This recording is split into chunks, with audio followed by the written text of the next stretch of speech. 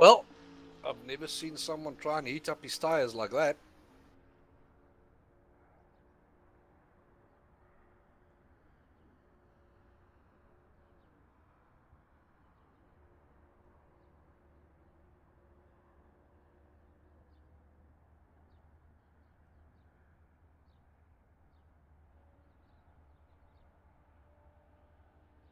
Hello and welcome to Road America 4, round 3 of the South African simGT series. This race, the AM split, of course, the pro split coming up in 2 weeks' time, but we are focusing our attention on the AM split race.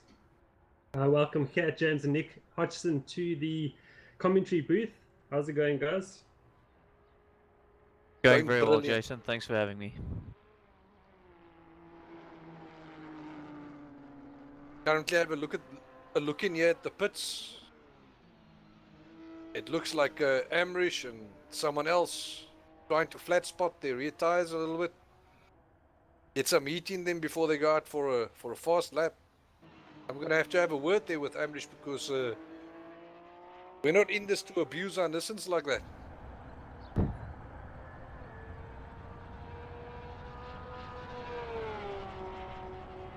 Yeah, definitely hoping for a great race today. Obviously, being the amateur segment, these guys are all looking to get top 3 places to qualify for the pro segment in the next round in Watkins Glen.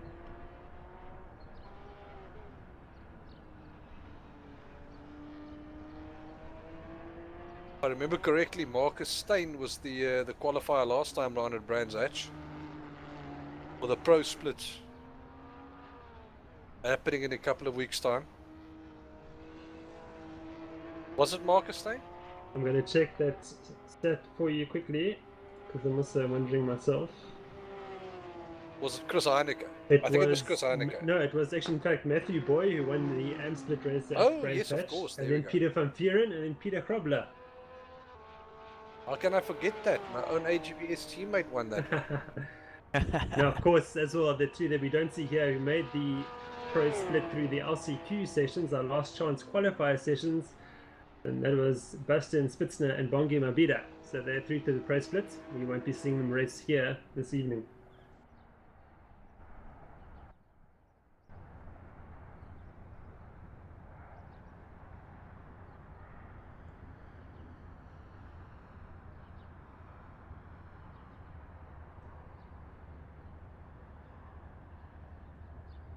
We are moments away from qualifying. I'm going to take the next 30 seconds to be AFK quickly. Just give me that. So, Jason, who do you think is a good pick for a podium position today? Who's looking good to you? I am going to go with Amri Sinarain. I think he's looking very strong here. He's definitely looking strong, but remember he does have that 35 kgs of ballast on board, and I think he's the only person in the field who does have that.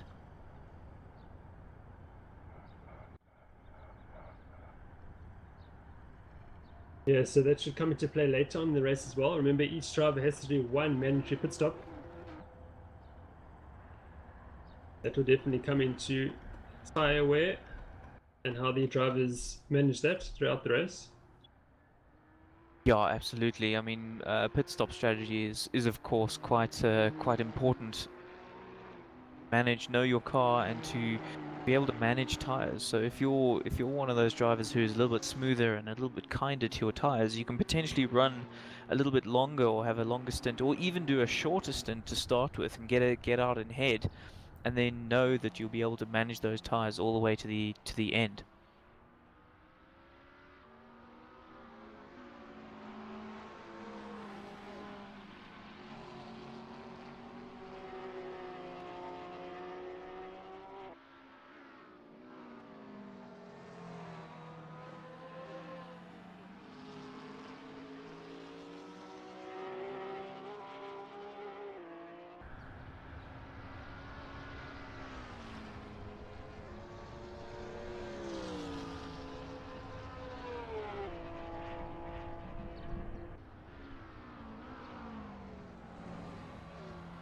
Okay, so qualifying is most definitely underway, and we can sort of see that pretty much everybody has headed out onto the track at least.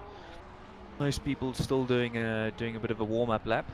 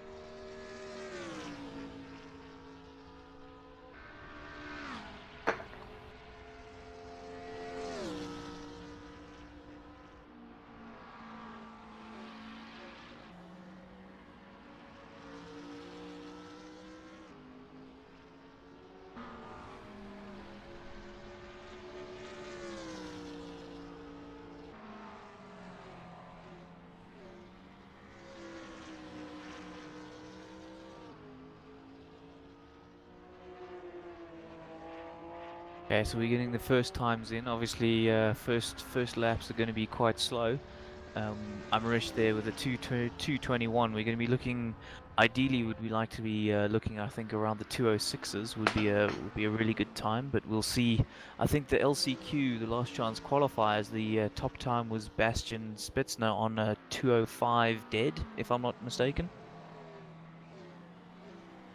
And in fact, it was a 2:04 dead. Was it a very quick 2:04 indeed. dead? My Yes. apologies, Bastian. I did not mean to insult you like that. So we should see some fireworks from him in the Pro Split race in 2 weeks' time. I am currently battling to get our cameras back for the live stream, so do bear with me. I'll find out somehow.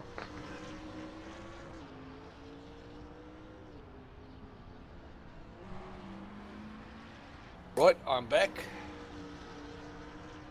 Welcome back, What I Gert. missed? You haven't missed too much at the moment.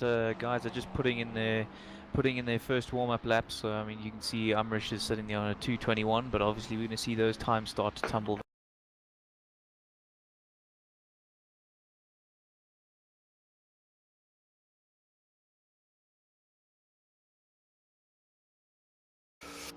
Bit too low 205s from some of these drivers.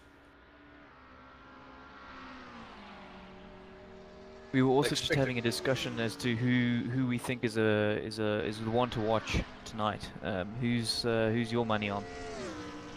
It's gonna sound biased, but I think Being your teammate. Amrish has got a very good chance of doing exceptionally well in this race.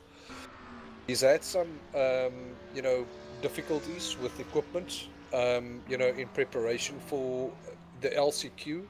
And I think that difficulties that he had there was probably the reason why he got pipped by Bongi for the Pro Split. So, I think his equipment being sorted by now, we can expect serious challenge from him tonight. You think that effectively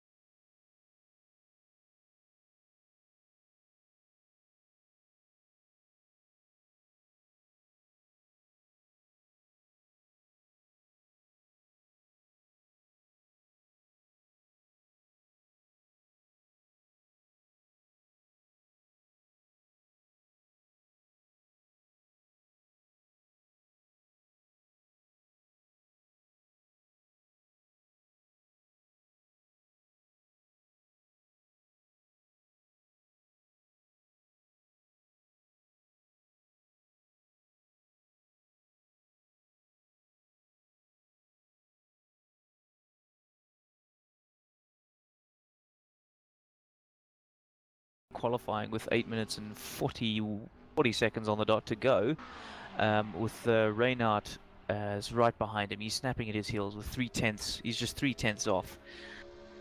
Be interesting to see if he can actually make it and try and catch up. Shiraz Dada is also a very capable sim racer, and I tell you now, there's one or two guys in here, as well as Mike McGear.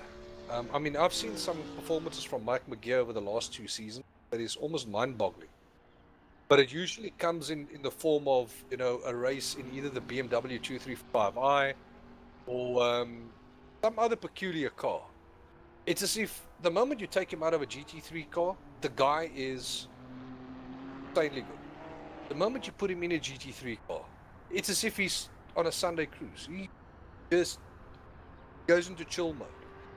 I'm telling you now that if Mike McGear clicks, also a massive threat to see. Well, it'll be interesting to see if this is going to be his race. He needs to get a move on though. I mean, he hasn't posted a time yet. Yeah, I think he's the only one to yet post a time. But yeah, I see exactly what you're saying. I mean, I've been in a couple of races with him, and he's certainly no pushover. The guy certainly knows how to defend his line and make sure to make his car as wide as possible. In fact, I think he's racing the as opposed to the Maserati 4, and that's let me tell you, that Porsche is a bit of a handful in comparison to the Maserati. So to be able to even just get that thing around the track and compete with those others, it's quite an achievement. See, there's also a lot of things that a lot of us need to keep in mind, you know, is that a lot of the guys that's currently running in the AM split, they can very, very easily run in the pro split if their preparation time before a race was substantial. But because none of us are doing this professionally, we don't spend 8 hours a day behind a virtual, you know, on a virtual racetrack in a virtual car. A lot of guys tend to have very long hours at work, family lives, that sort of thing. So, you know, for these guys in the AM split, I almost look at this event as if it is a knockout race, basically, for the next pro split race, the next pro split event, where, you know, everyone that we know can compete, you know, in some racing, where they can actually show what they are made of. It's actually so weird to see someone like Mike McGear and Amri Sunarain and Shiraz Dada, you know, in the AM split. It's just circumstances. Yeah, absolutely. And we were just talking about Reinhardt pressuring Umrish, and he's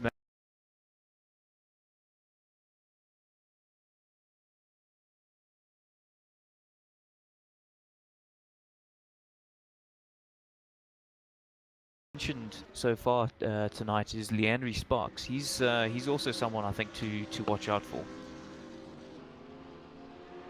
I think I'm actually looking at a very, very bad list here next to me. Hold on, where's my broadcast session info? There we go. Yeah, Reinhard Gerbers is definitely someone to watch for. Leandre Sparks. Leandre basically sends that vibe that is very green still with regards to sim racing competitively, you know, in a competitive environment, but he's definitely someone that knows what he's doing, and with a little bit more effort, with a little bit more dedication, or not so much dedication, with a little bit more practice, Focus, maybe. getting that racecraft nailed, you know, he's can actually be a huge handful for years to come at Sim Race South Africa. You know, racecraft is an interesting topic because it's one of those things. Doing hot laps, you can learn that on your own, sitting at your computer whenever you have free time. You can practice and practice and practice and get that incredibly quick lap time, and you can even practice and get that consistency to do those incredibly quick lap times over and over again. But when it comes down to an actual race, and when it comes down to actual racing wheel to wheel next to each other, going hammer and tongs into a corner, having that practice, that knowledge that you gain from doing many races over many years, it's that sort of experience is invaluable, because you can't recreate that even with AI. Just trying to race against the AI, it just doesn't happen. You've got to actually get yourself involved, get your hands dirty, and roll up those sleeves. No, absolutely. There's no aggression, um, you know, slider in the Assetto Corsa, which means once you passed an AI driver, he's yielded, and he's not even trying to overtake you again. I mean, you can very easily pull down to a crawler on the track, and you'll just see AI bunch up behind you. Yeah. So AI racing will not teach you racecraft at all. It's going to teach you how to use a car in a corner as a guardrail, and it's going to teach you how to push cars out of the way when you're contesting a corner.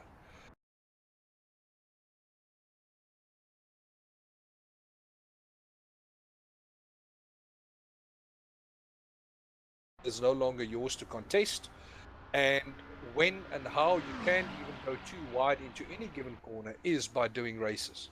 And it's not something that you're going to learn in 2 or 3 weeks. It's not something you're going to learn over a course of 2 or 3 months even.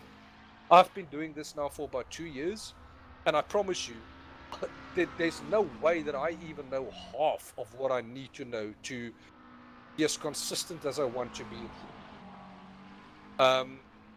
That's why I have a huge amount of respect for guys like Bashir Jadwat, Boyd Bryson, even our co-commentator here, Jason Holden-Jones, that's been around the block for many seasons. They may not always qualify on the first step of the podium, but I guarantee you, race enough laps and they will find a way to get past you. That's just Yeah, race. absolutely. One of the people I really don't like having coming straight up behind me is good old Jason Holden-Jones, because he's just so consistent, and that consistency is certainly a skill. It's almost, I think it's almost more important than setting that blistering lap time, because especially in races like this where you're lasting kind of an hour plus, even further on into that, if you don't have that consistency, it doesn't matter if you can set, the fastest lap time. If you're then going to be wavering all over the place during the race, and losing seconds here and there, that's gonna add up a hell of a lot over the course of the race. Very true.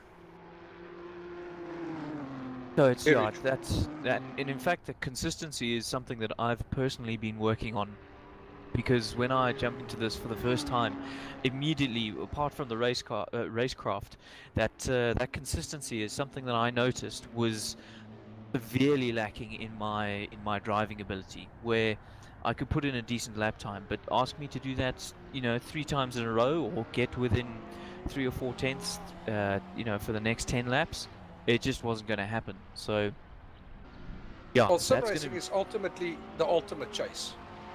The ultimate chase after perfection. It's pretty much like golf as well. The more you practice, the luckier you're going to get. But with sim racing, the chase itself is everything else that surrounds it. It's how far away is your monitor away from your wheel? What kind of field of view are you using? Did you even experiment with various different field of view? Maybe there's a specific field of view out there that may suit your style, that may actually catch your eye. I mean, for instance, I was driving with a 90-degree field of view for a very long time, until I changed my field of view to 56, or 46. I was extremely inconsistent. Now, there's other guys that can be right on the money from the word go on a 90-degree field of view. Everything's whizzing past them, and they will hit that brake marker 10 times out of 10 perfectly every single time. Someone else needs a lower field of view so that you can anticipate the corner coming up. You can see roughly where you're supposed to be braking. You know, everything feels a little bit more natural to you. So if anyone else out there is struggling with consistency, maybe start playing around with a field of view. You know, maybe work on smoothness on your steering inputs, sort of thing. You know, ultimately that sort of thing is going to be much more beneficial than getting that one outright massively fast lap that you can be so proud of on RSR, on the RSR forums, but it's not something that you are running consistently every single lap. Yeah, that's another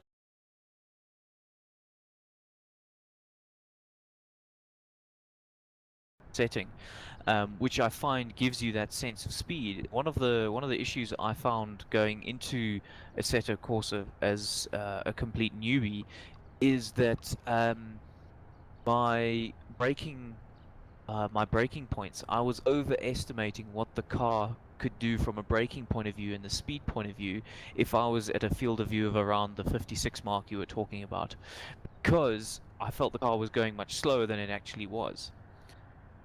So for Yeah, me, the changing at only 90 gave me that sense of speed. the only problem is that if I would much rather overshoot a brake marker up front on a field of view of 46 than undershoot a brake marker at a field of view of 90. Because it's very difficult to get on the gas and feed yourself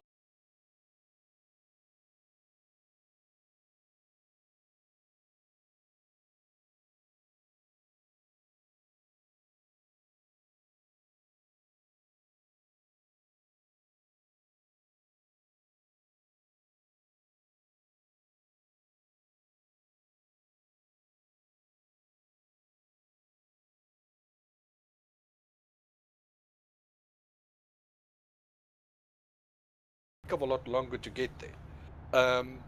By inching closer to a specific brake marker. Rather overshoot it and then pull it back a little bit until you hit that sweet spot. Or something that you feel is, you know, where you should be getting on the brakes really hard. That is where my field of view obviously helps me. Because if I overshoot a brake marker, I know that I overshot it by maybe a car length. Field of view of 90 with everything whizzing past you, if you overshot a brake marker, there's no way of knowing exactly how far you overshot it. Did you overshoot it by a car length or did you overshoot it by half a rugby length, a rugby field length? So we are about to get going here at Road America.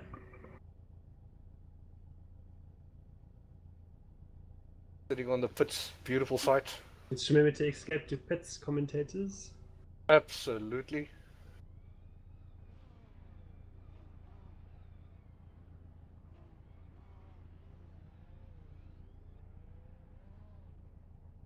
Pits.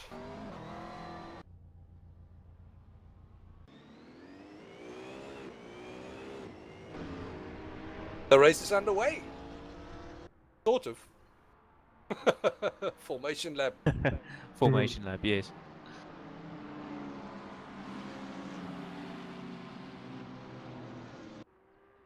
Mike McGear in his fantastically purple Barney the Purple Dinosaur colored Nissan GTR.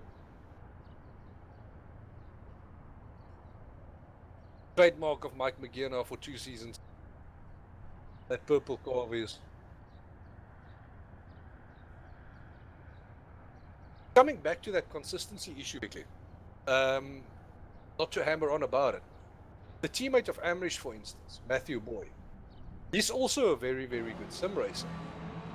But we've noticed that when he started at Sim Race South Africa, his consistency was very lacking. He can actually get that string qualification lap, put himself on pole. But recreating it lap after lap after lap and being very tentative in his approach to, you know, cornering, defending lines, how to keep drivers behind him, that sort of thing. Actually, charred his tires to a degree where our tires would still be very much usable 20 laps in, would almost have to pit for new ones. Because he would be locking up everywhere, he would be going sideways into corners, he would have way too much wheel spin under acceleration. He was just wrecking the car. So it's not so much the case now, but it's something that comes with experience. This is why no one that finds themselves in the simGT AM split, you know, should get themselves or should be disheartened. They should look at this fantastic opportunity to put themselves against equal drivers of equal ability, equal opportunity, and just nail it.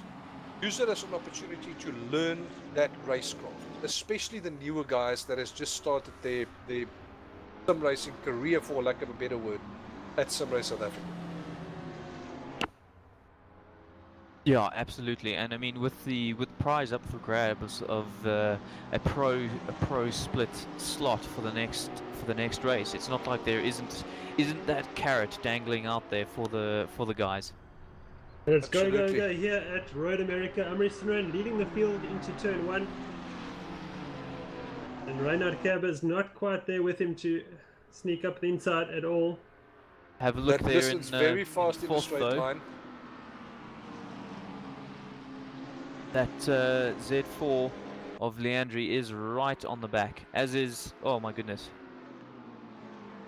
Could be looking at some excellent racing here. Those three, second, third, and fourth of Reinhard, Enron, and Leandri. Contact on the Oh! background there. Who was that? Was that Gerdus? I think that was Gerdus who went off. Could well be in the BMW, yes. This is where someone like Reinhard Gerber can actually find himself, you know, a little bit outgunned, and especially in the initial stages of a race like this.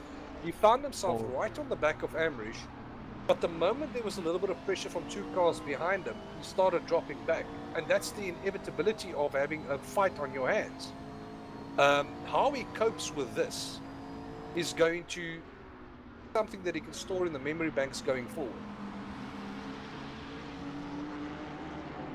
Absolutely, because I mean your lines that you end up having to take just to defend a little bit from in this case Indran right behind him.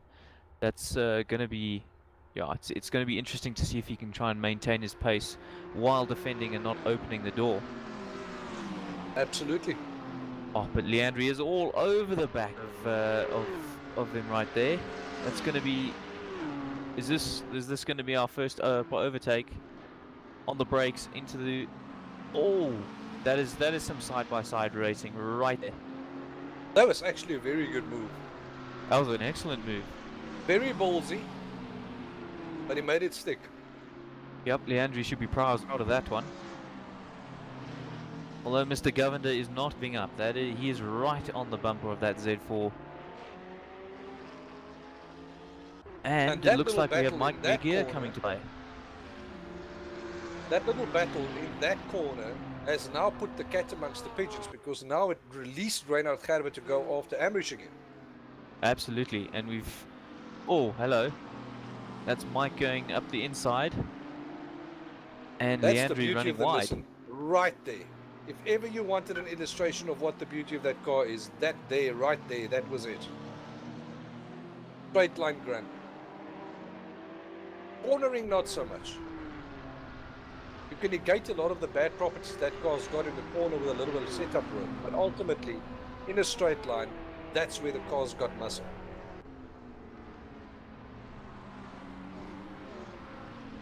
This is turning into quite a tasty little four-way battle we've got going, with Leandri Sparks, Mike McGear, Peter Holden-Jones, and Endron Govender.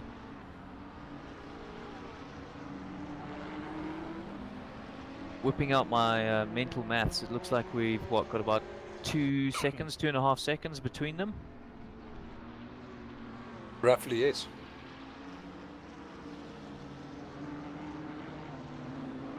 And if my eyes don't deceive me, I think Shiraz may be catching up. He might be slowly starting to reel in old Mr. Govender there. Yeah, well, I can tell you, he's sitting at the back of the first six right now, and he's seeing the fighting going on, and he's just thinking, I want if some of anyone that. makes a mistake now, I'll pounce. Yeah, I'll be there to pick up the pieces, that's for damn sure.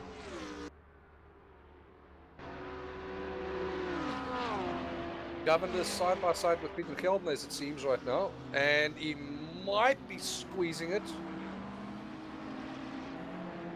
Nope, not quite yet. Well, not quite, no.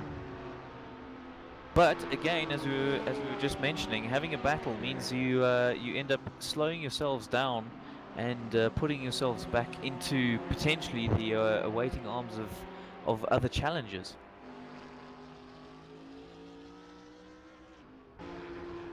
Now we've even got a classic Porsche versus Ferrari battle going on here.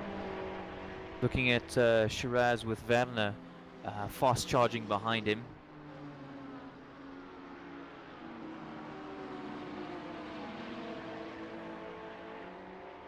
You know something? I'm looking at that.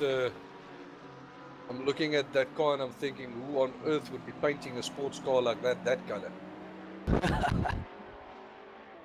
It certainly makes you stand mighty out, though. green and mighty yellow. That car's supposed to be red, man.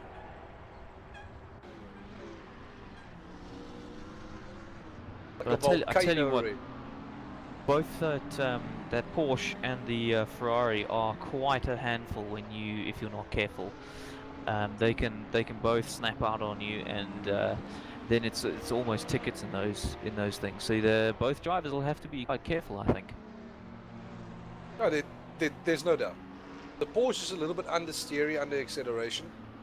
The Ferrari is just nuts under acceleration. That thing will snap on you so quickly, you'll think it's an alligator. Absolutely. Certainly, when I was running my tests before the beginning of the season, that Ferrari seemed incredibly quick. But if you didn't have the reflexes of a cat, sure, that thing will come back and bite you if you're not careful.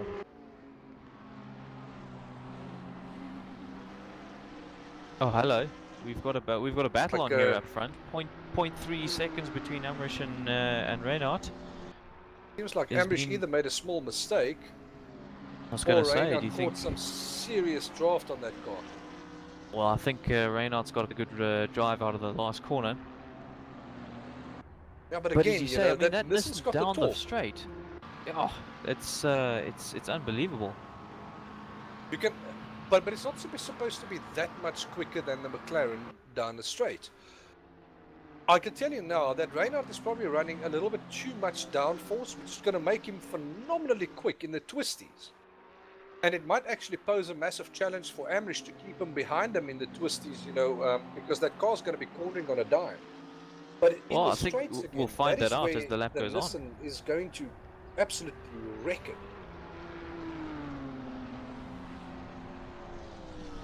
No, I mean, you can see down any straight, and Nissan just starts to pull tenths out. I mean, he's now a second behind old Reinhardt. That's definitely a sign of running way too much downforce on that McLaren. A good example, Mugello last race of the simGT season. Gert Crawford was in the McLaren, and he came from behind on my Nissan, and you can actually see him running toe-to-toe with the Nissan down the Mugello, that famous long straight of Mugello.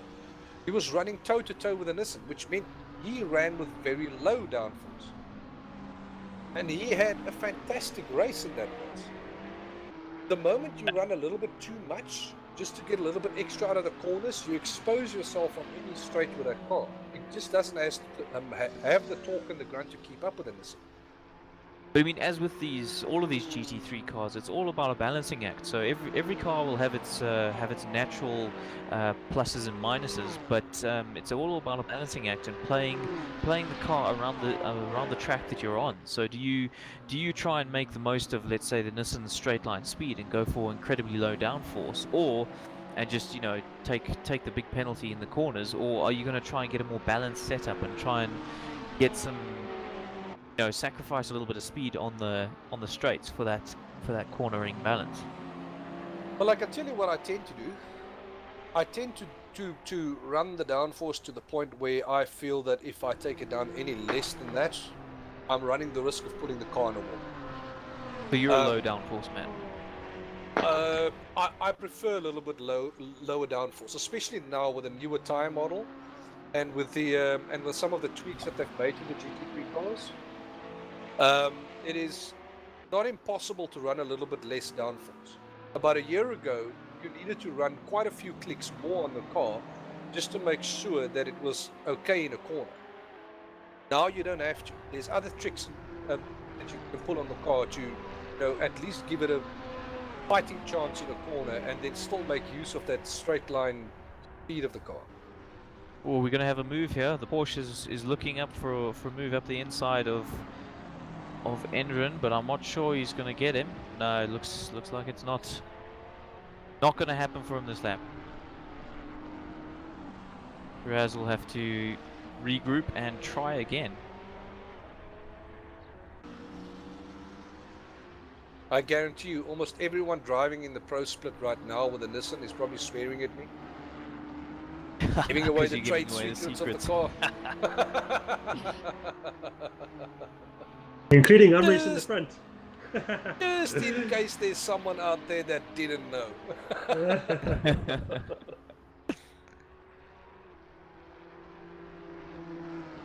Luckily, there's not that many people running the Nissan.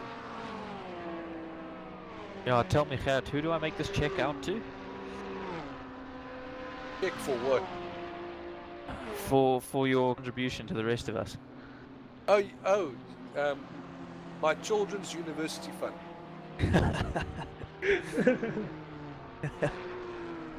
I hope in that case it's no donation is too small, because my bank account does not look healthy right now. In that case, forget everything I told you. It was a lie. It was just for entertainment purposes. Bernard is right back on the tail of Amrish though. Maybe he had a couple of laps that weren't quite so hot, and now he's really pressuring again. Amrish under pressure there. A slight error exiting turn 1 there, but Reinhardt not quite able to take advantage of that. Yeah, but he's closed up right on his in bumper. Third position too. Leandro's in a prime position if anything had to happen to these two guys, of course. Mike McGear quietly found his way all the way up to 4th. Oh yeah, he's done incredibly well. Out of the split, left the server. Seriously hoping that was not a rage quit. No, he's been having problems with his line at the moment, and he said something in chat. Unfortunately, it looks like he's lost the battle with his internet line this evening, unfortunately. Oh, that's a shame. In some racing terms, that is the equivalent of having half your pit crew AFK. I would say it's like a blown engine. Suddenly it's gone. Yeah, but see, you can still come back from an internet connection that dropped. This is more like half your pit crew in the toilet because of some bad curry they ate the night before, while you are standing there waiting for your tires and fuel. Oh, yes, check Reinhardt with a good on the track. run on Amrish. Looking for the outside line, it's not going to quite work there. Oh, unless he takes a massive dive up the inside. See the grunt of the Nissan GTR shining there. Sure. Wait I for the think straight. Reinhardt's trying to pressure Amrish into a mistake. Okay, now watch this. Split right now is 0.3. Hang up to a straight. Wait for it. Wait for it. Here we go. Currently 0.2. Now let's see.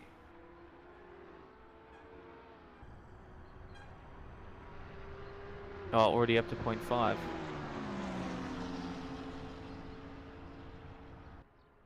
He's sitting in the slip, can't gain. Gert Smith's reporting in the YouTube chat that you're stuck in 4th gear, unfortunately. Oh dear. That's why he had to retire from the race. Very unfortunate to have mechanical problems, especially so early on only on sort of, what was that, lap 7. Yeah, it was on lap 7. I tell you what though, this is a great battle for the top 3 spots. All 3 of these guys right now are looking at a pro split slot for the next race at Watkins Glen. So the question is, do they go for that big win? Oh, gosh, Or almost eye contact. you hang back and play it safe? And I think Leandri's answering the question there. Going for it. We must just be careful here, because what we actually have now is a guy in 2nd and 3rd that doesn't have all that much South Africa experience. They must just be careful how they approach this battle going into certain corners and that they don't overextend, wreck each other's races. They have to be very careful. They have to be calculated about whatever risk they're going to be taking. Especially as the adrenaline will be pumping right now in a big way. There's nothing And that's when worse Rash... being a new guy and then doing whatever you can, trying to keep a level head, and then have your race end because of a mistake from someone else. And you don't want to be absolutely. that guy. And as I say, when the adrenaline is pumped, you make those rash, split-second rash decisions that, afterwards you couldn't feel any worse about.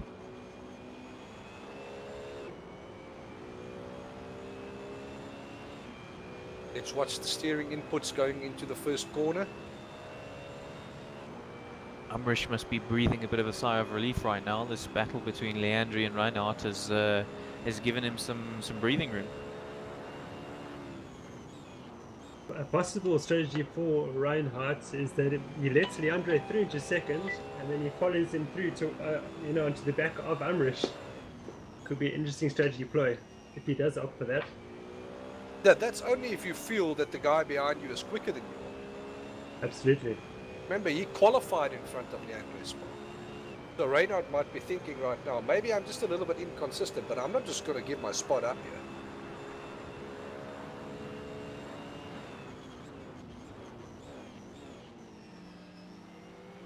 Oh, Reinhardt's run a bit wide there. Oh, and he's had a moment. Reinhardt's had a Typical- moment and he's had to That's give up typical. space. McLaren moment. Twitchy on exit.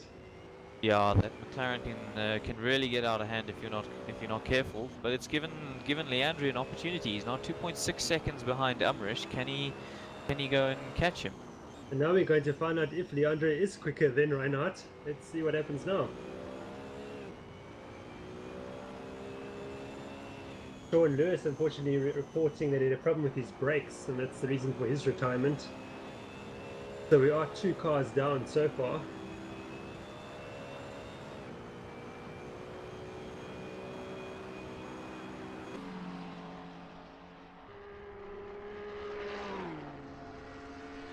Looking down the field, it looks like Endron and Mike McGear are having a bit of a battle at the moment. 0.3 of a second between them.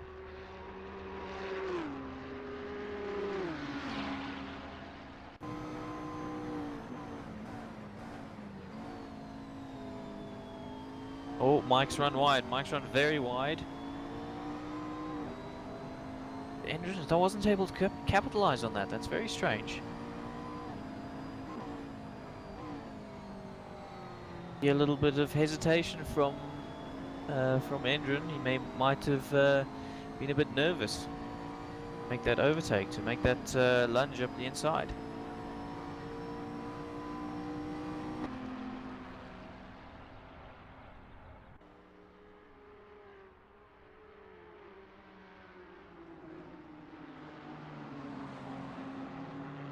Either way. Oh, a bit of an Oh, Endron. hello. Unfortunate. That is another case of McLarenitis, I think.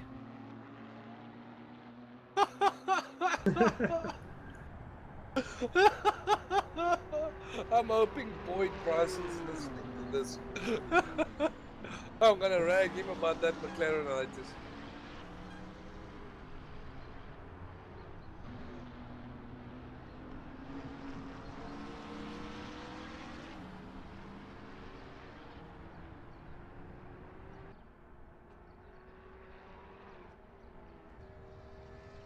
Yeah, looking like the field is starting to spread out a little bit at this stage of the race. 10 laps in, 10 laps out of the 43 laps. Now see, this is maybe exactly what Amrish needs.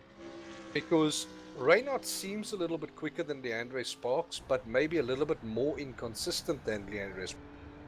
He gets 2 good laps in and he gets himself right behind Leandre Sparks, and there's another battle developing, and then the lead grows to 3 or 4 seconds.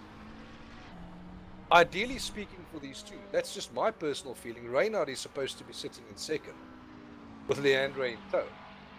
But right now, it's now a battle of trying to minimize all of those inconsistent laps and try and stay within striking distance of Amrish. Boyd Bryson says he hopes it's not contagious.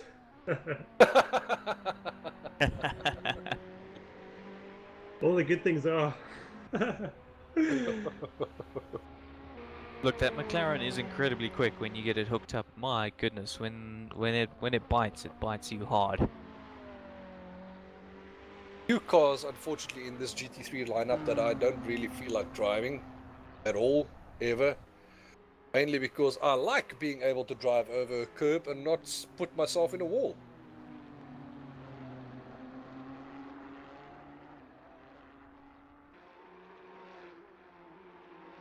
You don't see guys in the blank pay deliberately missing, you know, apexes and curbs, you know, because they are scared of a wall.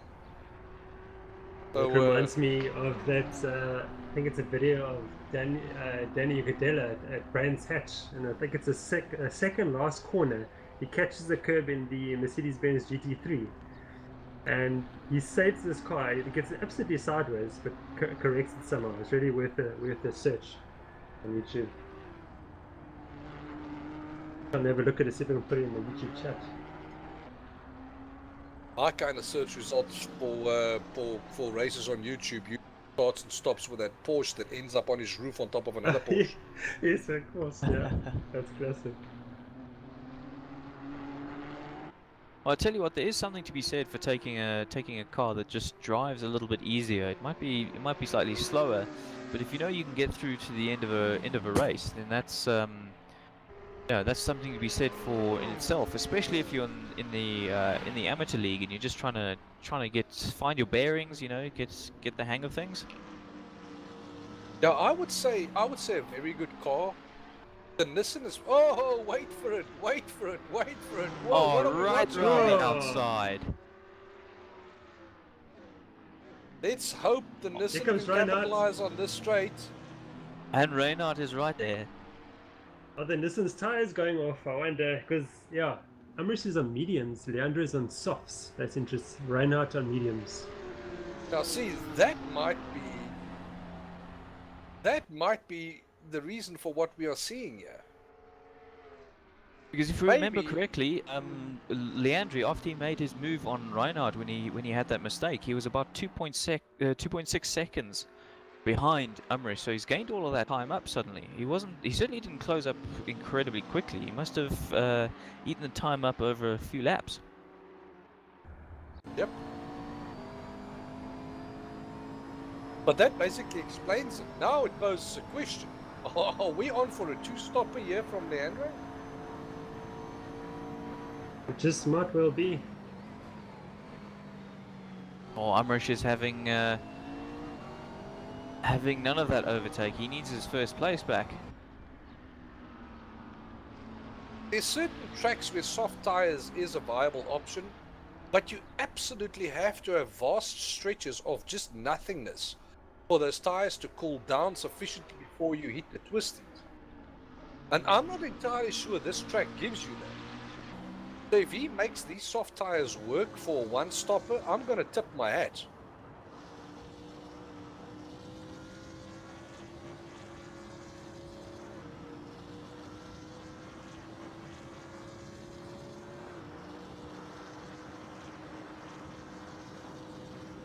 I mean, there's some fast sections on this track, but first in between, you know, some sweet corners that you can take at relative speed that puts a huge amount of pressure on one of the tires. Oh, Umrish had a bit of a mistake there. He's gone well wide after clipping the inside apex a bit too much. And now Reinhardt is really all over the back of him, and it's been Leandri a bit of a breather. Oh, he's dived up in the inside, and there's contact! There's contact! Somehow both drivers have managed to hold it together, though. Yeah, I think that was a mistake from Amrish because Reinhardt was actually on his inside and he shouldn't have turned in as sharply as he did. Agreed. That is certainly tight racing. I mean, these guys are clearly taking no prisoners up at the front. If there's even a little bit of weakness, somebody's going to pounce. Both Peter Geldenhuys and Mark McGee are catching up to those front three, so we could have a five-way fight for the winner of this race shortly. And we thought three-way fight was exciting. This is going to be great.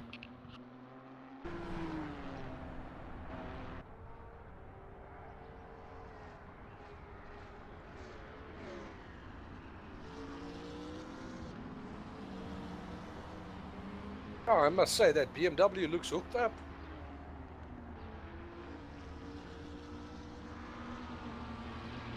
I tell Come you back what, to that that topic. BMW... Go for it, yeah, Sorry. go for it. Come back to that topic.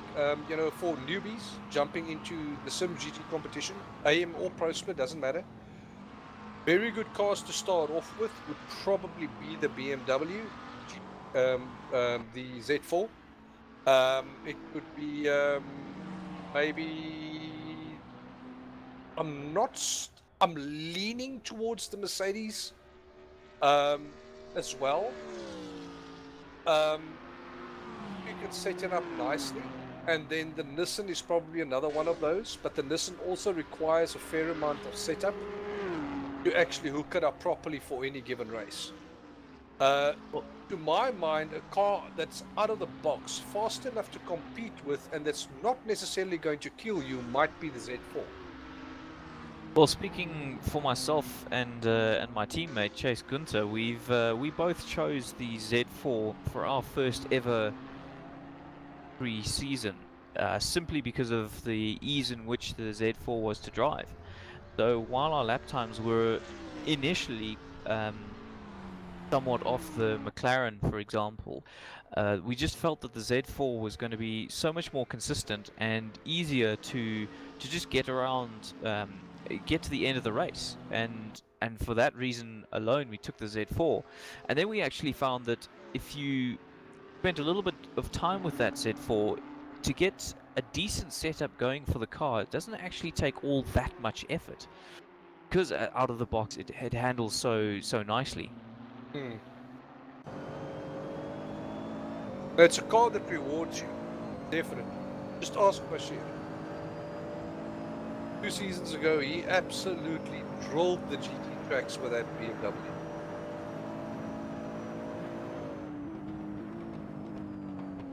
Going hammer and tongs with Boyd Bryson for the win.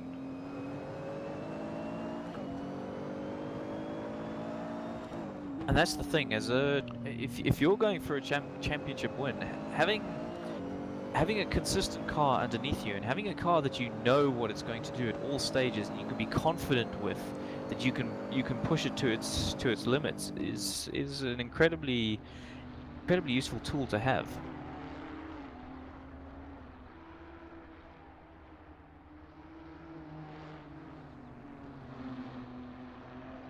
Mike McGinn are starting to hassle Peter Holden-Jones, just 0.7 of a second behind him and closing the gap all the time.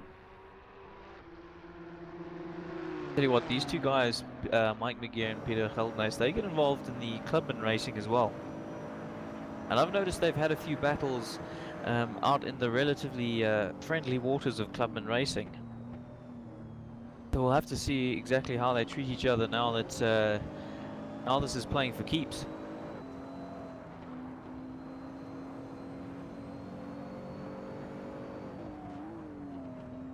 Now you can't even rely on straight line growth with these Nissans.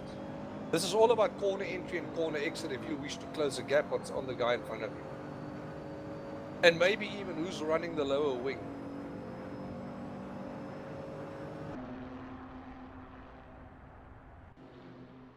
When you can't catch the guy in front of you, that's the point where you wish that the appy in the garage actually took the spanner and removed the wing completely. Yeah, the big difference between these two guys, Mike McGear is on the medium tire and Peter Holden-Jones is on the soft tire. So On 15 which laps tires in, is could be Reinhard the one right going now? off. Reinhard Cab is on the medium tire. The Andreas Okay. Sparks is on the soft, our leader. Okay. That's worth noting, because if there's a two-stop strategy coming because of the soft... Oh, and Peter ran deep a little bit. Can Mike pounce? Oh, Oh, now Mike's run deep. Getting a bit brave on those brakes. You know, I didn't get the impression that that was bravery on the brakes. I think that was just a brake marker missed, which can be very easy to do when you find yourself right on the bumper of another car. Particularly if you haven't been following them for any number of laps. So if you've slowly slowly cut down the gap, you can kind of learn and see from a distance where the guy in front of you is starting to brake, and you can sort of build yourself into it. Whereas if you, like Peter just made a mistake, suddenly you're right on his bumper, and you've got no chance to work out where he's going to brake, what he's going to do, and where you should be looking at that point in time. Absolutely. And it becomes so crucial that before you even get in the car for the actual race, is that you've got a backup for a brake marker. You have your normal one that you can hit lap after lap after lap. And then that one lap where you do find yourself on the bumper of another car, have a backup brake somewhere on the side of the track, something that you can reference, you know, because you're not going to see it with a car right up on your nose. So have something else that you can use as a brake marker. But if the car in front of you makes a mistake, you're the one keeping that consistent line.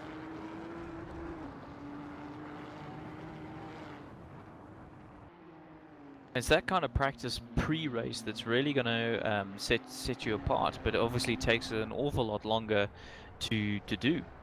Yes, and that brings us full circle to what I said about Mike McGee earlier. A fantastic sim racer, but probably doesn't have the huge amounts of time that will make him a massive contender in, let's say, a pro split race. If he had the time that some of us actually have to prepare for a pro split race, I think he will find himself in the top 10 more often than not. But that mistake that he made there behind Peter Geltnes, that's the kind of mistake you can expect from someone that didn't put in all that much effort. That probably managed to get the car set up for very, very easy, repeatable lap time around the track, but didn't pay particular attention to all the other little nuances that usually is going to help you out in a major race. That just comes with time, and if you don't have it, you don't have it. Oh, absolutely. And as you say, if you don't have the time to put in, then unfortunately it'll be nothing you can do about that, really. But I see Umbrish has really started to fall off the leading two now. I'm just Suddenly hoping finds he's himself not almost trying 3 to seconds overdrive down, the car. trying to save his tires. No, I think he might be overdriving the car in the pursuit of catching these guys. When this is the point, the moment you see that there's a 2-second gap between you and someone else, you basically switch off from the guys in front of you, and you basically aim at getting qualification laps in from here on out. That's when you will see the gap closing down on them. Don't focus on them, focus on your own lap. Focus on getting every single thing right, keeping it smooth, keeping it consistent. So They're by gonna start overdriving the battling. car, you're pushing your brake markers a little bit too much, you're applying the accelerator a little bit too hard, a little bit too early. Is that how you generally overdrive the car? Yes, and your steering inputs become a little bit more erratic. You scrub your front tires a little bit too much. You basically eat away at the life of your tires as well when that happens. It's always easier to come back from a slight overshoot of your brake marker than it is to brake too early. But when you find yourself in this mode where you tend to overdrive the car, you don't just miss your brake marker by half a meter or something. You tend to miss it by 2 car lengths. That's when you start pulling the car too much into a corner and scrubbing the tires away and getting on the gas too early and the behind stepping out too fast. It just becomes erratic and you lose all sense of momentum in the car when you start overdriving. Right now, the 2.5 second gap between you and second place. Switch yourself off and you just start hammering out the laps as if it's you and the track, hot lapping. On older tires, yes, given, with a little bit more fuel in the car, and you just get that rhythm back.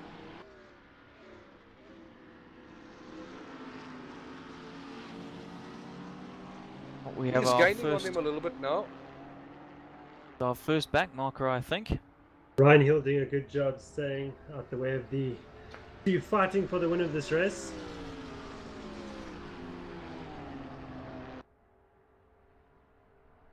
Indeed, and that's certainly something that is quite a shock, especially if you're new to this whole sim racing scene.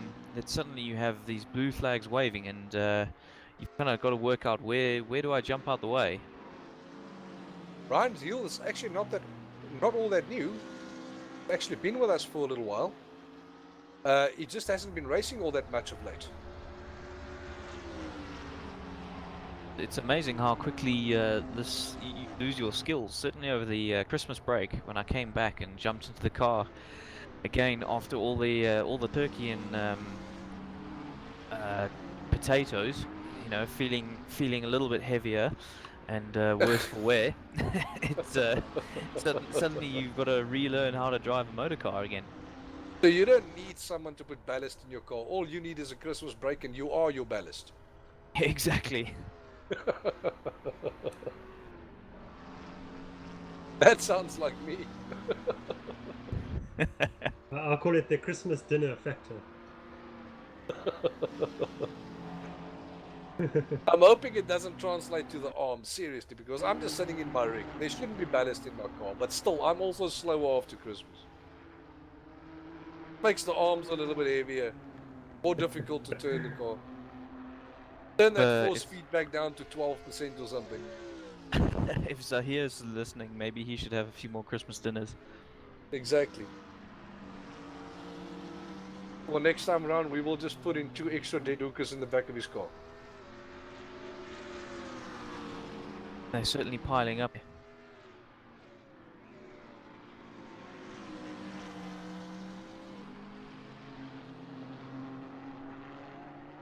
These two guys are not letting each other have even a moment's peace. About 0.4 of a second as they cross the line. And we're 19 laps into the race. That's an awful lot of pressure to be under for a considerable amount of time. Mike McGee just passed Peter Gelbnes. I think Peter must have had an off because he's now a little bit further back than... Oh, and he just went past Mike again. Yeah, clearly there's something going on back there. But I mean, Reinhardt is really pressuring as well.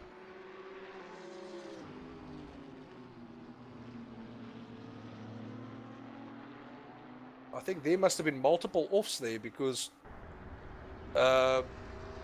first Mike passed Peter and then Peter passed Mike again. I mean, Or I'm looking maybe- on their cars for some damage and I don't see any, so I don't think there was any. It doesn't look, at least from the outside, like there was any contact. There may have been a shove because the only reason I can think that there would be an initial pass and then all of a sudden another second gap between Mike and Peter is if Mike let Peter through. So Mike may have thought at that point maybe it was my fault that Peter either had an off or something and just let him back in. And if so, that's great to see some gentleman racing going on. Yeah, but that's Mike. That's just Mike. He's not a big talker, he's just a huge...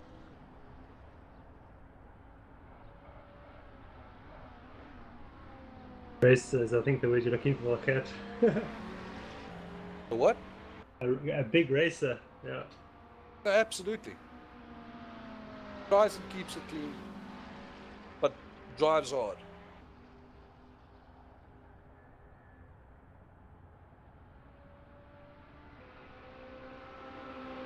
The battle that's developing nicely is between Werner Hiddop and Adrian Govender for the 6th position.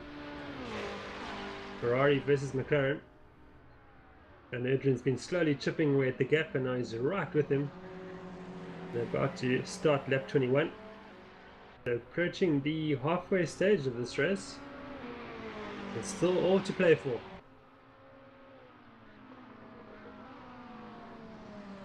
I mean, what's really awesome to see is battles happening up and down the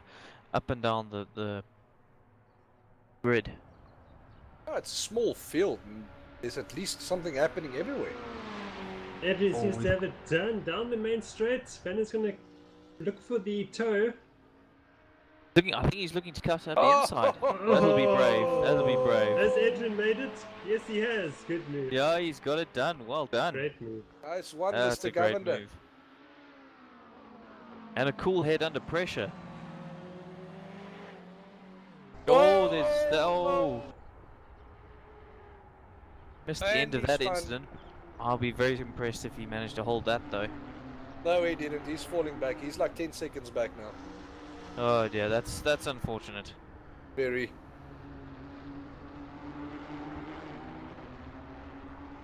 A very close eye on these battles now because Peter is on Mike McGee's exhausts. Reinhard Gerber is looking to catch Leandre now.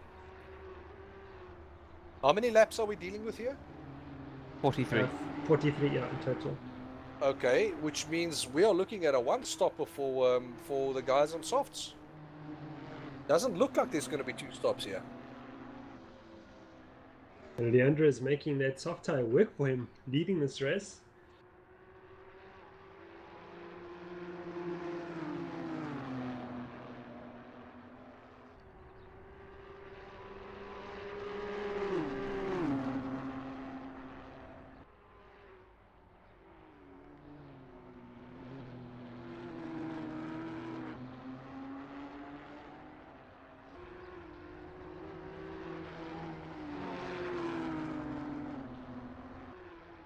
Reinhard Gerber looks like he's about to take Leandre.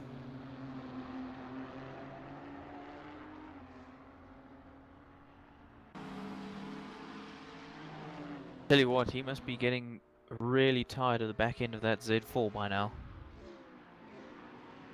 And probably kicking himself a little bit for the mistake that let Leandre through in the first place. Yes. Look, that Z4 sounds fantastic from the cockpit, but it's the worst sound in the world when it comes from in front of you. Because it's very difficult to pass that thing. Seems extra wide in the corners. Corners like a mosquito on Red Bull. And it doesn't lack too much in the line of straight line speed. It's been set up properly. Once you find one of those in front of you, you've got your work cut out for yourself.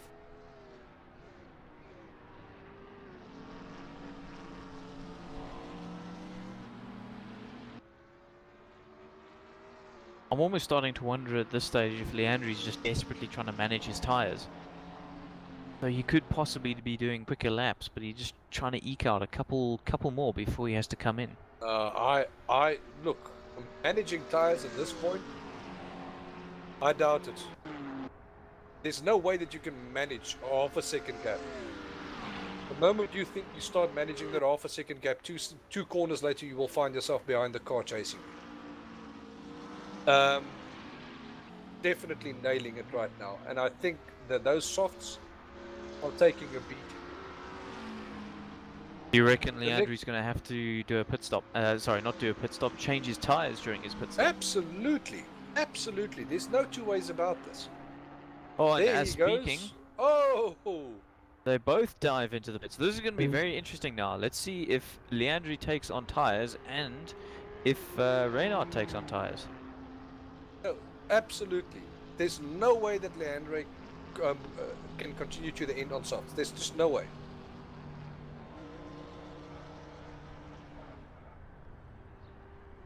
In most of these simGT races, you're not even They're going to both see at the their... end of a Oh race. no, look at that. Leandre's missed his pit box. Well, that might play into the hands of Reinhard. Oh, in a big way, especially if he has to take on tyres. Putting on new tyres and really does take a hell of a lot of time. So you got to be very, very confident that you can gain all of that time back. It's got Reinhard's him. off. Oh, there we go. Oh, That that cost. mistake. Oh, that cost him.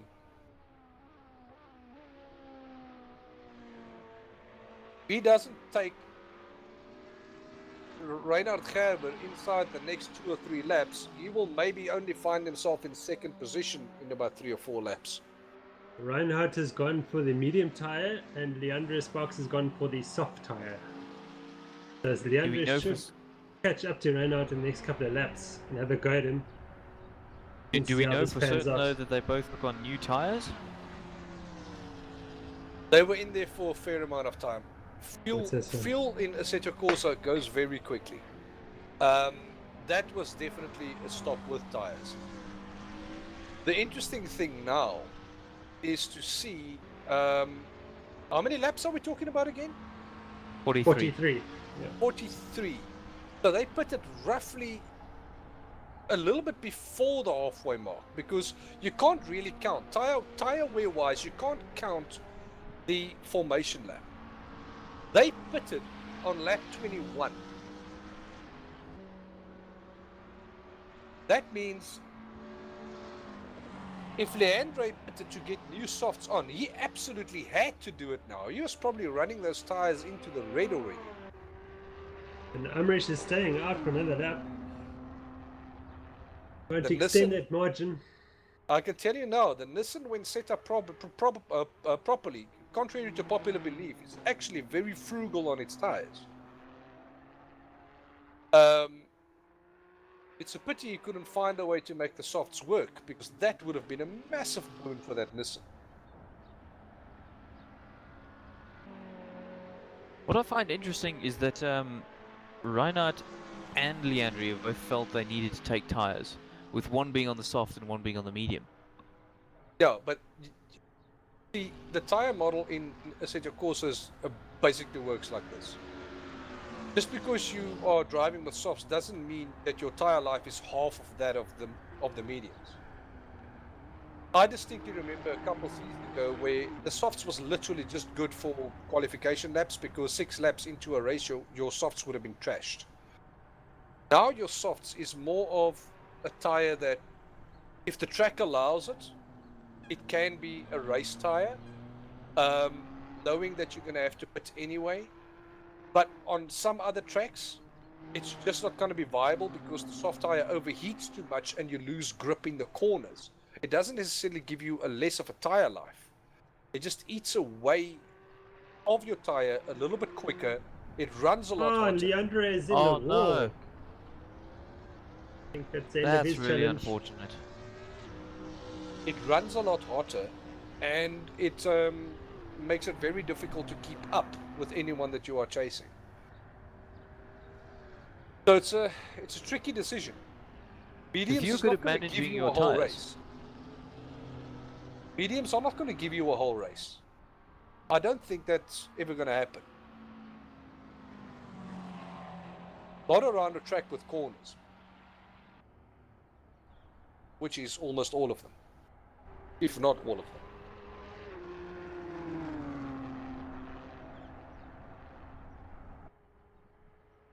So yeah, if you're a driver who manages his tires particularly well, almost a Jensen Button-esque, shall we say, or Sergio Perez, if we jump into the F1 world for a moment, then potentially the soft tires could be a really good option for you. Yes, it could. It can basically give you that extra second a lap, knowing that you're going to have to pit anyway and take on new tires. Because it's difficult to get through 80 minutes in a race like this with one set of mediums anyway. It's not going to happen. It might give you 6 or 7 additional laps on top of the softs. So if you can get the softs to work, great. If you can't, resign yourselves to the mediums, but you're still going to have to take on new tires at a pit stop.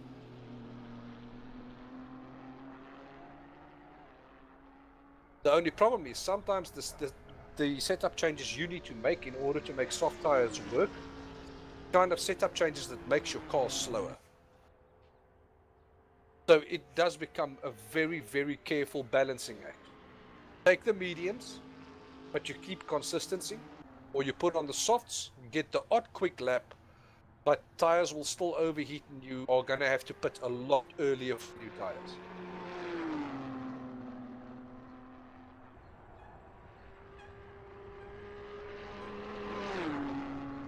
Henry's still out on the mediums, trying to nail those good laps, some clean air in front of him, just enjoying the fact that he's out in the front again. Yeah, I'm just looking at his deltas. He's running about within 2/10 of his best lap time of the race so far, so it's definitely making the tires work for him. Absolutely. I mean, They're not going off at all. I'm telling you, this Nissan is an absolute beast when it comes to, you know, managing its tires. And of course, he'll If you be set it up properly. on much lower fuel right now than when he started the race. So it'll be getting easier and easier almost to manage those tires, even though the wear is going down. Yeah, look, if he's lucky, the medium tires might actually be in the yellow right now. And I suppose the tires on the left will probably have carried the most of the brunt. They might be quite close to switching to red quite soon. But if you set up the Nissan properly, you can actually still get decent lap times out of the car, even when the car hits those red markers on the tire. Not for too long, maybe 1 or 2 laps, but that's usually your cue to get your bum in the pits.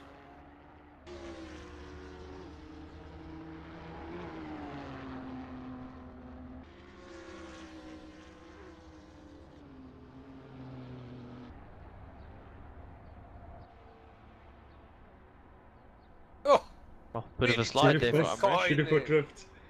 Pushing like crazy.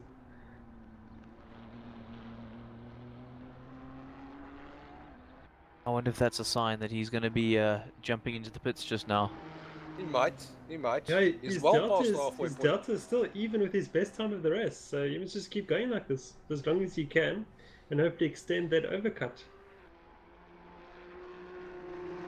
I think at this pace he could actually come out in front of Reinhardt after his pit stop, about 40 seconds ahead.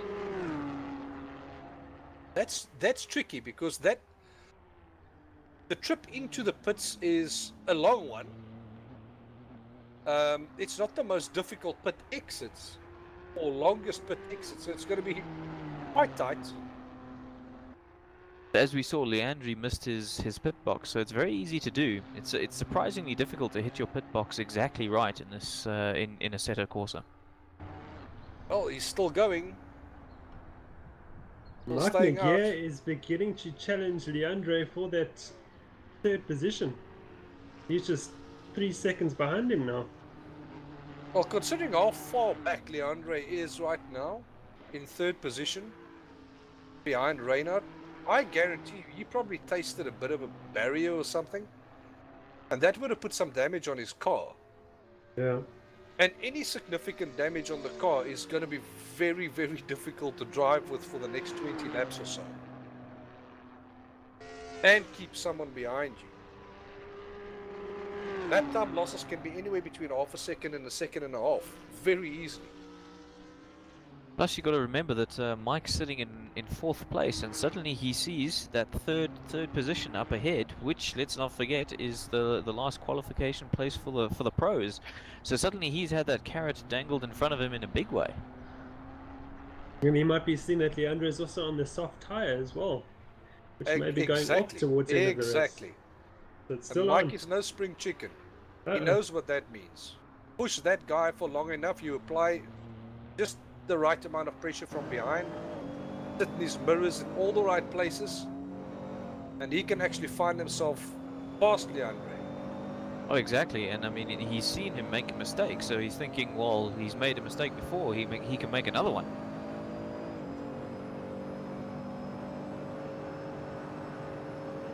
Yeah, those tires are definitely a little bit worn now. You could also see the understeer there, Gert. Absolutely. This car is the understeer simulator of Oh, exactly, there we go. Yeah, he needs to come in now. He's lost a second now. To Reinhardt. This Needs to car come in is the now. understeer simulator of Assetto Corsa. Yeah, no, you can't stay out for another lap like this. You have to pit now. And there we go. As if by magic,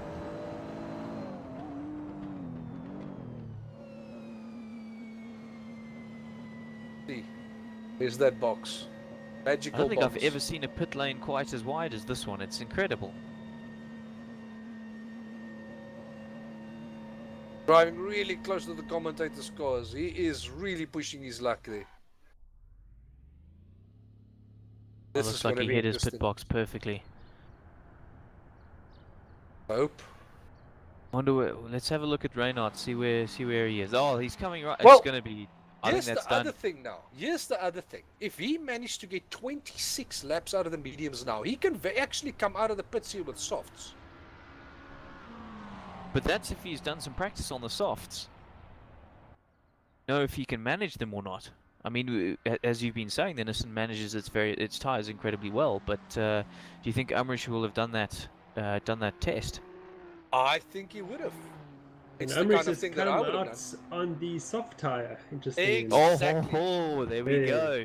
Strategy. Now the cat's among Game the on. pigeons. Lap times will come down. Reynard is on the mediums, correct? Yes, correct. Well, there you go. Oh, now it's heating up.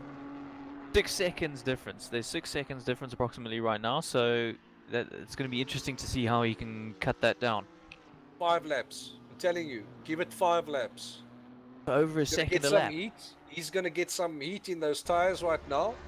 He's got basically 18 to 19 laps worth of fuel in the car, which is less than what Reynard would have had in when he just pitted.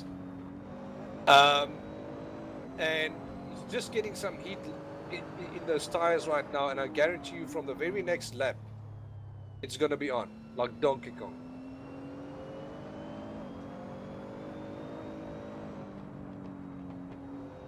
But I mean, as we know, it's one thing to catch. It's a very, very different thing to pass.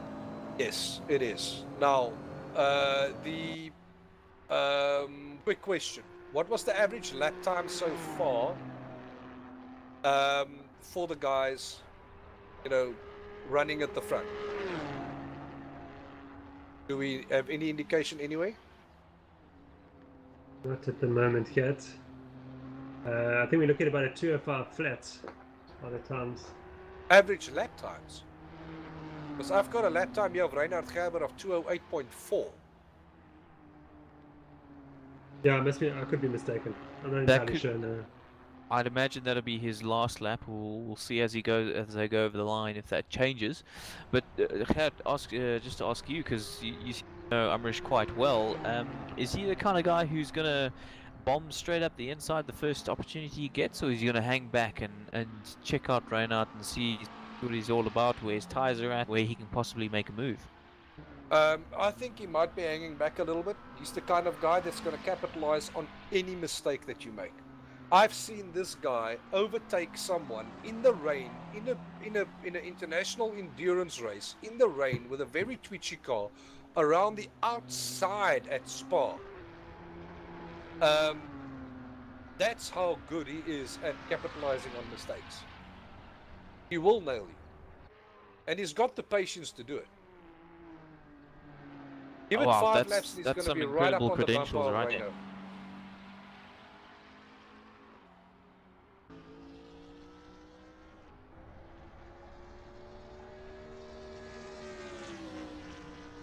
That BMW, Beaten up, that's for certain.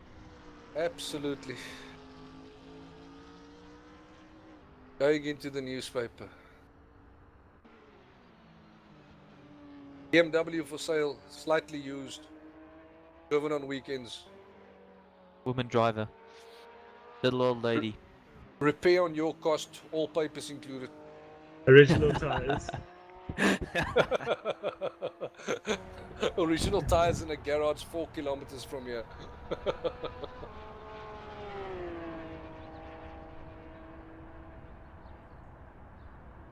Look at that. There was a 5.5 to 6 second gap earlier between Amrish and Reynard. That gap is currently fluctuating between 4.5 and 3.8. Oh, Shiraz having a bit of a moment there.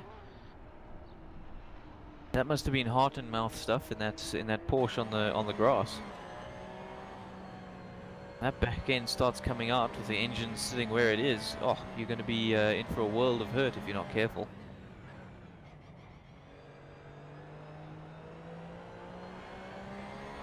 You have to say he's keeping it fairly smooth at the moment, apart from that one little incident. Oh, and as I say, he runs wide. Yeah, but see, that's again a trademark of the Porsche. You know, you come off the gas and it like turns in a little bit. Only really comes alive under acceleration.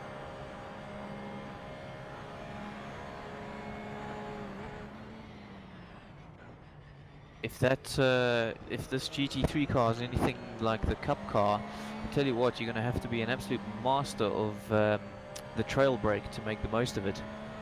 Yeah. Look at that. Gap between Amrish and Reynard, 3-point-something seconds right now. Unfortunate, Shiraz. We were just talking about you. Commentators curse. That's the curb. One other thing to keep in mind as well now, Amrish is now on relatively new soft tires. That thing is now going to be cornering like you haven't seen the Nissan corner so far in this race. He's going to be keeping up with the McLaren in the corners. And now he's got the straight line speed matching. And Amrish is off. I was going to say that Amrish has suddenly lost a hell of a lot of time. This is the commentator's curse. Okay, I'm packing up now and I'm leaving. Too much for my nerves to handle. It's definitely not over yet, not by a long stretch of the imagination. Because there's still what, 14 laps left? 15, Well, Reynard 16 last lap laps did a 2:07.8, so let's see what, and Amrish did a 2:06.5. So we can see that Amrish will gain at about just over a second a lap. But you know, whether he can keep that consistency up, as we've just seen, he's made a mistake. That's remained to be seen. But he's got what? Let's call that 15 seconds, maybe 14 seconds between the two. It's difficult to tell exactly. And The car's not looking too damaged. Perhaps it was just a spin. oh, and he's got 13 Good. laps to go. So you know, if he really gets the hammer down, he could be right up Reynard's chuff by the end. Exactly, but again, this is again that fine balancing act between getting the car around the track fast on the soft tires, which you know you can do, capitalizing on the fact that the tires are still relatively new and not overheating them. Because the moment you overheat them, you are losing time to the guy in front on the mediums. Well, exactly, and that spin will have, I'm assuming, made those soft tires cook quite significantly. Yeah, the effects of it would have worn off by now, but it would still have taken a large chunk out of the life of the tire.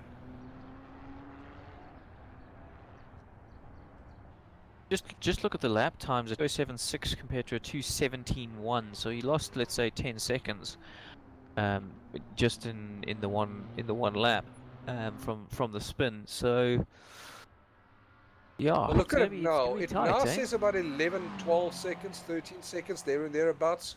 So it still looks as if he's gaining a second a lap. It's going to be very tight. He's probably, if he makes no more mistakes from here on in, he might be able to make a huge move towards the last 3 or 4 laps. But that's also not really keeping into account the fact that the soft tires is only really still going to be good for these really quick lap times for the next 8 or 9 laps. Then they're going to start dropping off to almost the medium tire pace. Maybe a slight bit quicker, but maybe not completely enough to make up a 3-second gap that you may still have by that. The other question, of course, is does he realize how quickly he's going in comparison to Reynard? And you know, you've just had this big spin. Is he suddenly thinking, I'll consolidate that second position now and not make any other silly mistakes? Not Or him. is he... Not Or him. is he... No ways. No ways. I think he's got at least one way of telling him exactly how far he is from the guy in front of him. I don't think for a second that he's going to settle for anything other than a win right here. It's Well, in just that case, he's going to have to get that hammer down because, yeah, it's going to be tight at the end. the only time that you will see him start backing off is if there's still a 10-second gap, maybe 10-15-second gap with about 4 or maybe 2-3 laps to go, sort of thing. That's when he might back off and just give the soft tires a bit of a rest, consolidate, and take the second place. Well, dare we predict a last-ditch lunge into the final corner on the final lap? If it Tell you happens, it'll be the first time I will ever see him do that. Well, I'll tell you what, that would make an end to an incredibly exciting race. Very much so. And every now and again, he is dipping under the 10-second barrier, you know, with regards to that lead with Reinhardt in front of him. Every now and again, that timer just drops under the 10-second barrier. He's making up some time on him. Oh, big time. I mean, Reinhardt did a 208.2, let's call that, because it's a 195, and Amrish did a 206.9. That's So 1.3 that's, seconds. Yeah, it's 1.2 definitely seconds. still on. It's not over by any stretch of the imagination. Going to be very interesting to see what this lap. There's a 208.5. What's Amrish doing? Over the hill. Take the wing off Amrish. 207.1. So he lost That's a bit, but he's 1.4 still seconds. 1.4. That's Nice. 1.4 seconds. See the delta going into the eights every now and again now. Amrish will be doing qualifying laps every lap now to get there. You will be seeing those times. He's got the same app enabled that I've got. He would have noticed what the lap time was of the guy in front of him. And because Reinhardt is on mediums, there's no reason for Reinhardt right now to preserve tires. Wouldn't need to. He's on mediums. The only person right now that has to worry about tires running off before he gets to his target is Amrish. So he's got all his work cut out for him right now. But at the same time, he's pretty much got nothing to lose. I know Leandri is about 15 seconds behind him, but still, you'd imagine even if his tires go off a bit, he'll be able to manage that gap to the end. Possibly. Then again, Leandri is also on softs. And I can't really comment on the soft usage for the car that Leandri is in right now. I wouldn't think that the BMW should be too harsh on the tires if you don't run an excessive amount of camber on them.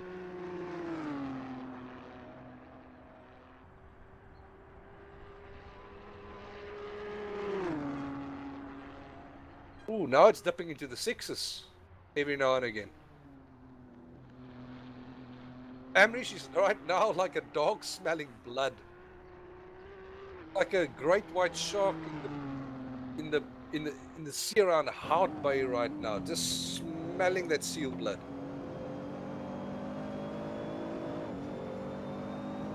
Reinhard Gerber did a 208.6.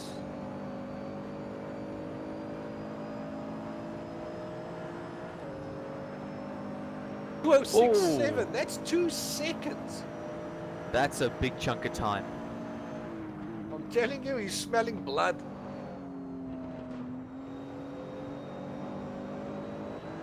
See what his delta's looking like there, Jason.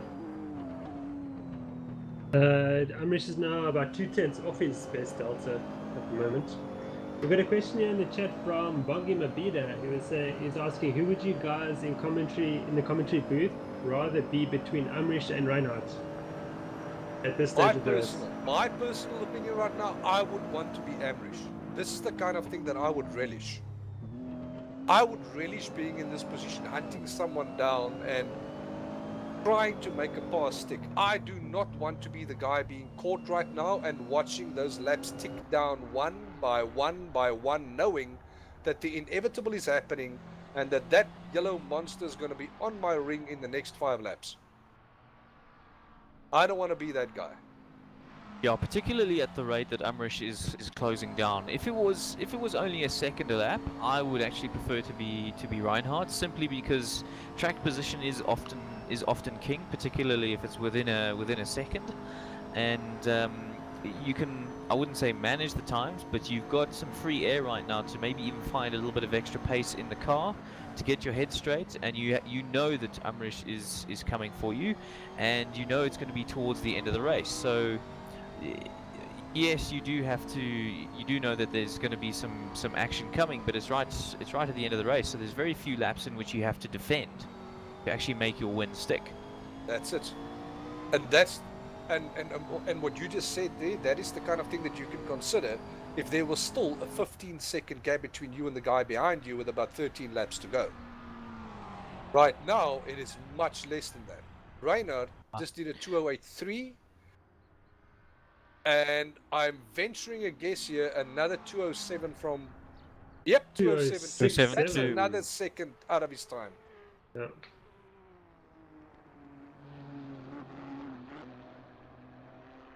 As Hannes was alluding to, and Bashna in the chat,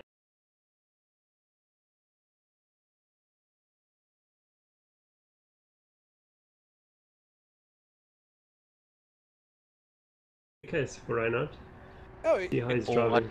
it could definitely. But the way that I see it is, if your medium tires are not overheating, if other cars can make soft tires work out on track, there is no reason why your medium tires should be overheating in the first place, and in the second place, there would be no reason to back off. You Yeah, don't that would be a want to give massive pull someone from a Reinhardt. sniff. You don't want to give someone a sniff right now. Not at the You can pace that see someone him. else is busy Amish catching. can see Reinhardt now. It's a massive psychological thing that. Yeah, I mean, looking after your tires, I do understand that, but to the extent that he's gaining potentially 2 seconds a lap on you, no, that's way yeah. too. That's giving him way too much of an advantage. Absolutely. And as we Look at- know, a racing driver, you give him a sniff and he's going to be there. So you don't want to give him that big a sniff. That's asking for trouble. And look, you're going to have to give credit where credit is due. No matter what the outcome of this race, the top three did drive a fantastic race here. Now, Reinhardt, in order to stamp down his authority, would want to win. There is no reason at all, this early in the sim racing South Africa driving career, that you would be backing off and give anyone even a chance to come around the outside or on the inside in the corner or catch a slipstream and come past you. There's just no way you're going to do that. This is going to be a test of character going into the final few laps. Oh my goodness Oh, gracious wow. me. Reinhardt did a 1.1 great lap, seconds. and then Umrish just obliterated it. So Reinhardt's Exactly. starting to respond now. Yeah, we haven't seen Reinhardt dip into the 207s for a while now, and for Umrish to then just go straight into those 206s, that's a bit of a psychological blow There's if Reinhardt's Umrish got in any the kind of background. information. Amrish will be Amrish seeing gets Reinhardt car. now. He can sniff him. that high octane fumes coming from this car. You feel it. He's getting himself on a petrol head high now. And this is the kind of thing that I would also enjoy, because right about this point where you notice that for laps on end you've been consistently quicker than the guy in front of you, this is where the smile on your face starts coming out, because now you feel that for the first time in the race you're in a groove.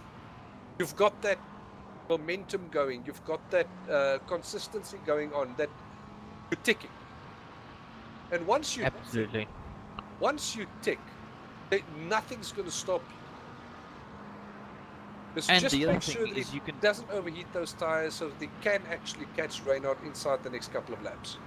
Yeah, because you can tell you're catching him hand over fist, so you're almost not even worried about making a passing maneuver, because at this stage you're not taking a few tenths out of here, you're taking a few seconds. So with that kind of overspeed, you're going to find somewhere on the track to make a move stick. Absolutely.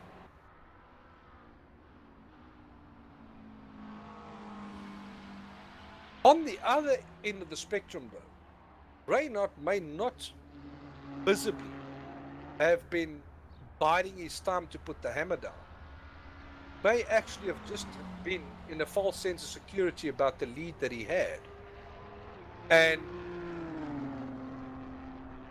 Yeah, maybe well, I mean, this look at kind that of pressure time from there. behind might actually kicking him here. Yeah, well, 2:07.8. Suddenly he's put 2 laps in 207s, which he hasn't done for quite a while. And we know for the last couple of laps, suddenly Umrish has just been able to see him. So you might be onto something there, Gert. Exactly. Once you start seeing the car in your mirror, all of a sudden, you know, crud gets real. And, you know, he might take another lap or two to just hit his straps again, you know, because he's now been in like a motion where everything was just, you know, like a pendulum, swinging from one side to the next for the last few laps. Now it's all about hitting your straps again. Might take him a few laps, but once that's on, it's maybe not going to be all that easy for Amrish to close down the entire gap. Well, he's only got 6 laps left to do it. No, my maths has gone very wonky there. 7 laps left to do it in.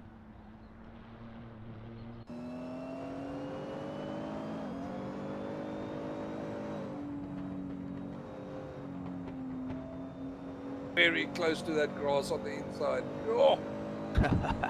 Flirting with the outside, or the inside edge of the track, I should say. That is driving on the edge. I'm sorry, because he knows what can happen if those front wheels touch that grass.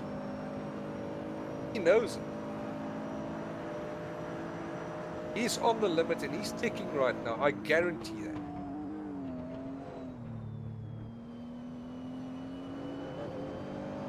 Very smooth accelerating out of the corner. Come. This is surely where experience comes into play as well. Oh yes, no doubt about it. It's much closer. Look at this, visually closer now. Getting closer, but I'm not sure the time. 207.9. And he clocks Oh, it to Yeah, here we go.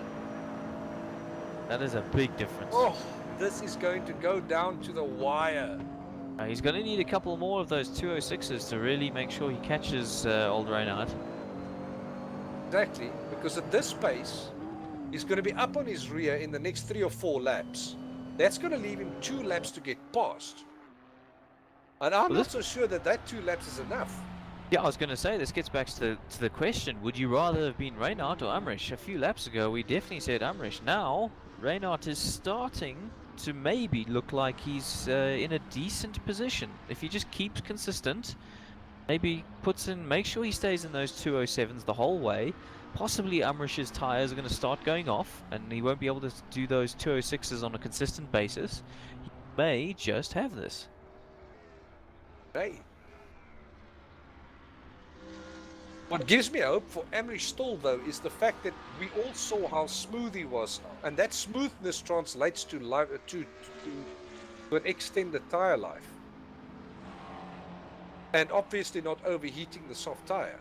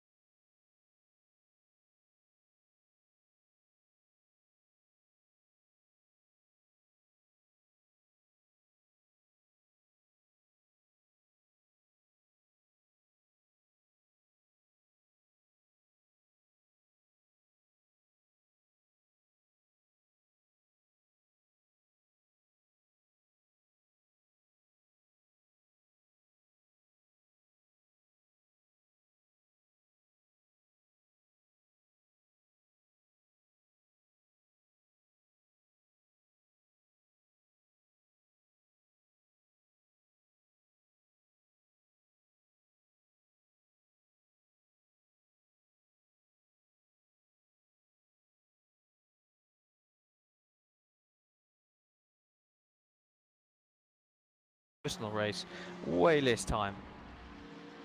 Now it's going to be crucial, because now Amrish is going to catch up to Ryan Hill in the twisties. This can actually play into Reynard's hands right now. I mean, Reynard is almost like quick at the moment. He's the 207.7. For the last few laps, he's been right there in the 207, between about 207.7 and a 207.9.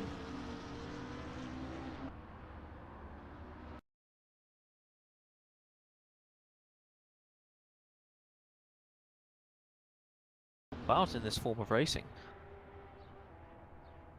I'm really hoping that that car is not going to hold up Ambridge right now and deny us of a fantastic, epic finish here. How many races has Reynard taken part in? Not that many, not that I know of. He may have been part of.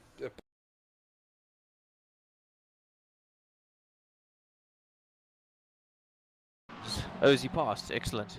Ambridge is What's the- passed. I just don't know whether or not there was any sort of a hold up there. Well, we'll see in the overall lap I times if think there he's... may have been a little bit of a hold up.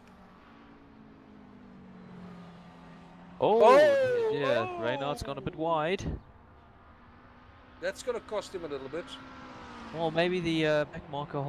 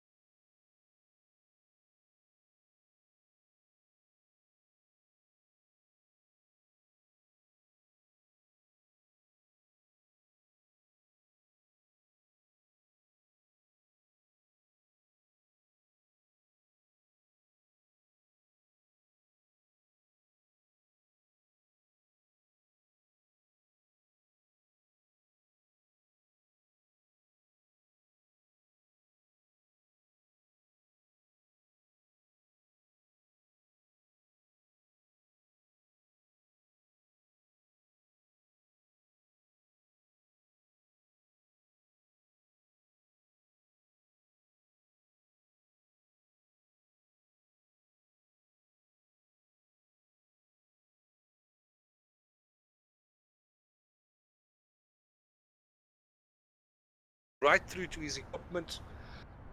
And at the moment where it looks like it got everything hooked up, that was actually a very uncharacteristic run out wide. I'm wondering whether or not he may have lost connection. Do you think it could be an technical issue? Because that would be really unfortunate. Wow, if it is a technical issue, he is going to be fuming right now. That is going to be one upset race driver.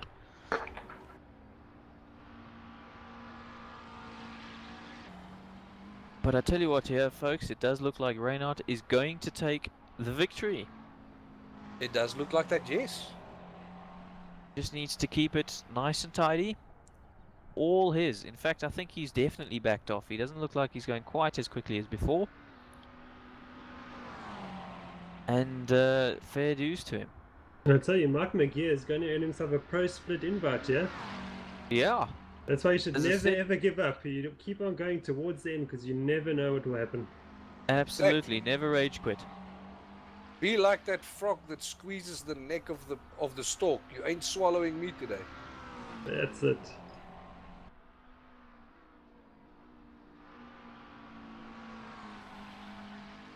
And that's it. Oh, there we go. Well deserved. Excellent victory there for Reinhardt. Well done.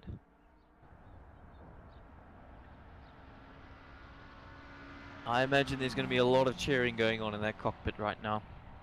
Absolutely. Absolutely. Well deserved.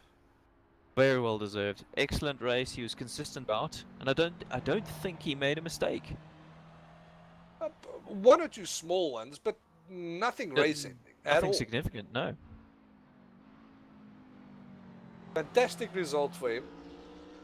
He will now feel as if he arrived. Always a good Absolutely. thing. Always a I good mean, thing. he must have thought things were almost over when he made that mistake, and Leandri went and grabbed I think it was second place off him at the time. And our surprising third is finisher, Mike McGear. In his barn in Very the well car. done. Yep. Yes, so And if we Reinhardt, remember correctly, Leandre, him and Mark Andren were... will go to the Watkins Glen Pro Split. So congratulations to them. Great result. Excellent result. And I think if we remember, him and Andren were having a massive battle at one stage during the race. So, you know, he must be really stoked, considering he came out on top with that. As the result was the winner of those two ended up going through. Or the victor, I should say, of those two.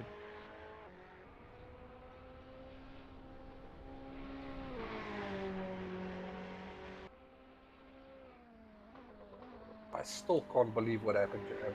That is heartbreaking. Brutal, and that's sim racing for you sometimes too.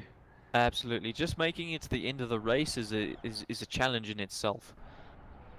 But is it possible for the car's engine to be incapacitated from that smack that he got? I don't think so, because he didn't hit the barrier with his nose on first. He went side on to the barrier, had a bit of a glide against it, then got spun around and hit the other barrier with his back. I don't think that would have killed the car. I'm almost convinced this was another technical issue. Could likely be, yeah.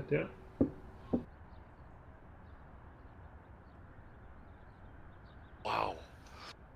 Anyway, well, fantastic result for the podium earners in this race. Some good clean racing, some very good battles. Yeah. Oh, Shane, I'm was a actually very- reporting in the YouTube chat that he had his steering wheel disconnected.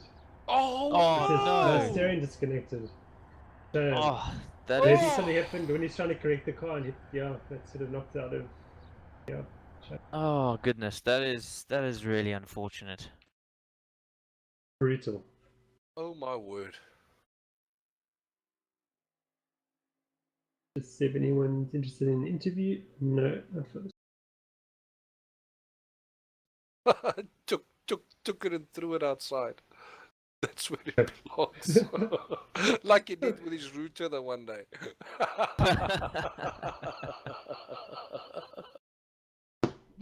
Dude, I'm laughing, but I promise you, I'm not laughing at you. I'm just trying to feel make for light you, of a very, we feel very, for you very bad. so much, yeah, because things like that have happened to us in the past too.